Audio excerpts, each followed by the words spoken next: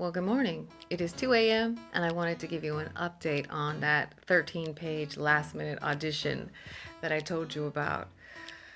Well, my scene partner and I couldn't get together until about 11 o'clock tonight. And so we were able to shoot 2 of the 4 scenes.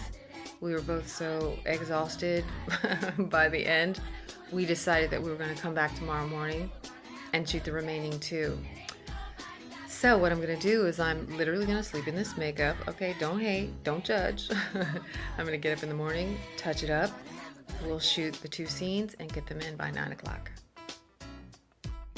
Good morning again. Okay, it's just after 7:15 and my scene partner's not here yet, but he's on his way, so we're going to be shooting shortly. I'm about to go over my scene again, so it's fresh when he gets here, so we can just start shooting. Now, case in point, look at my makeup.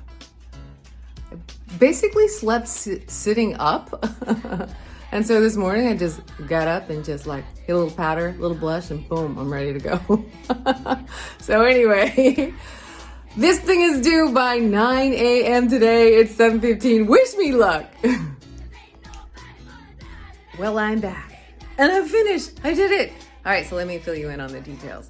So the audition went well. It was a lot. It was a lot of material and it was taxing emotionally, but all in all, I feel like it went pretty well. Now, I want to show you something. So I told you that I shot 2 of the scenes last night until 2 o'clock, and then I shot the remaining 2 this morning. Well, here's my secret. You see those curtains? Now that is a sliding glass door. And so the way I'm able to create a consistent look in my auditions is to use these blackout curtains and just mainly go for the light.